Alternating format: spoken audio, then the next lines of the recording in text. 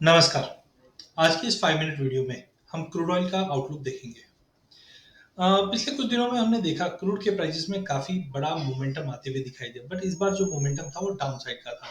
जैसे कि हम जानते हैं कि अब तक प्रोडक्शन में कर्टलमेंट था, जिसकी वजह से प्राइसेस को सपोर्ट मिल रहा था। साथ में हमने ये भी देखा कि ग्लोबल इकोनॉमी धीरे-धीरे ओपन अप हो रही थी, जिसकी वजह से भी क्रूड को अच्छी खासी तेज़ी मिली। इनफैक्ट अगर पिछले साल से अभी तक हम कंपेयर करें, तो मोटा-मोटी ₹1000 से हमने प्राइसेस को 5600 तक भी जाते हुए देखा है। तो ये अब तक की सबसे बड़ी रैली रही है। बट पिछले साल हमने देखा कि कुछ सप्लाई कंसर्न्स को लेकर और स्टोरेज कंसर्न्स को लेकर प्राइसेस में ऐसा कुछ फॉल आया था कि जो नेगेटिव में भी क्रूड को दिखाने लग गया था। बट अब सिनेरियो सेकंड हाफ का डिफरेंट रहेगा, क्योंकि अब धीरे-धीरे हो क्या रहा है, प्राइसेस में जिस ढंग से तेजी आई है, ओपेक ओपेक ने 1 अगस्त से अपना प्रोडक्शन बढ़ाने के लिए जो बोला था, वो इम्प्लीमेंट कर रहा है, जिसकी वजह से एडिशनल 4 लाख मिलियन बैरल हम मार्केट में आते हुए देखेंगे। साथ में कोविड का जो कंसर्न है, वो कहीं न कहीं प्राइसेस पे दबाव ला रहा है, क्योंकि हमने नए वेरिएंट का जो कंसर्न है, वो बढ़ते हुए दिख रहे हैं। जिसको देखते हुए नाइमेक्स क्रूड ऑयल ने कल के सेशन में करीबन 3% की गिरावट दिखाई, जो जुलाई 21 के बाद की सबसे बड़ी गिरावट है, या सबसे लो हम पॉइंट बोल सकते हैं। ब्रेंट के अंदर भी हमने करीबन 2.5% के आसपास का एक अच्छा खासा फॉल बनते हुए देखा। हाँ, ये हफ्ते के अंदर 2-4 इंपॉर्टेंट ट्रिगर है। पहला है ओपेक के जो डिसीजन होने के बाद जो प्रोडक्शन ईज़ आउट हुआ है, ये कहीं न कहीं प्राइसेस पे दबाव ला रहा है। वहीं अगर हम देखें तो चाइना से जो फैक्ट्री ऑर्डर्स के डेटा आए थे, मैन्युफैक्चरिंग डेटा आए थे, वो भी कहीं न कहीं स्लोअर इकोनॉमिक ग्रोथ की बातें कर रहा है, जिसकी वजह से प्राइसेस में दबाव बनता हुआ दिखाई दिया। आगे जाके उम्मीद ये भी है कि जो ईरान से सैंक्शन हटे हैं, इसके बाद ईरान का भी जो प्रोडक्शन है, वो मार्केट में हिट होना चालू हो जाएगा, क्योंकि ईरान एक सिक्स्थ बड़ी कंट्री है जो प्रोडक्शन में है। तो इसके बाद हमें लगता है कि ओवर सप्लाई के चलते प्राइसेस में दबाव बनना चाहिए।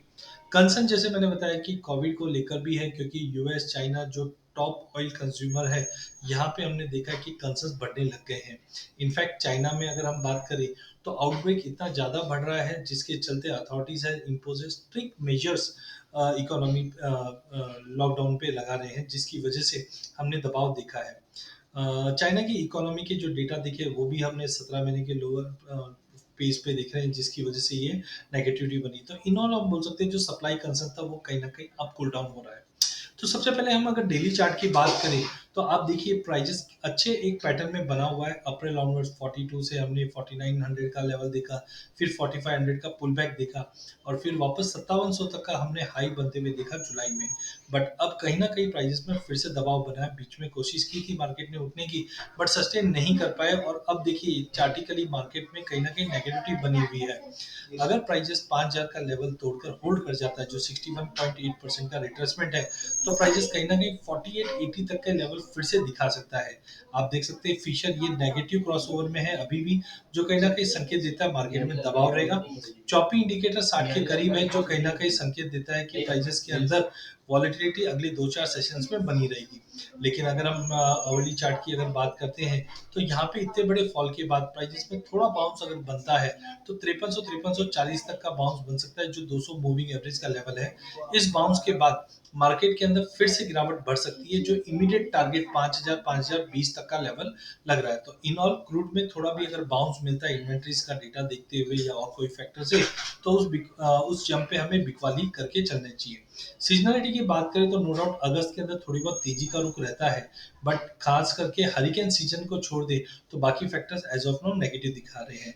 तो ओवरऑल अगर क्रूड की बात करें, तो बड़ी गिरावट के बाद मार्केट थोड़ा पुल बैक करने की कोशिश करेगा 5300 तक के लेवल पे, बट ओवरऑल 5300 से मार्केट में फिर से बिकवाली आनी चाहिए, जो 5000-5050 तक के भी सपोर्ट आने वाले दिनों में दिखा सकता है। जब तक प्राइस 5450 के ऊपर नहीं निकलता है, ट्रेंड साइडवे टू नेगेटिव रहेगा। धन्यवाद। इस वीडियो को लाइक कीजिए और जरूर शेयर कीजिए। धन्यवाद।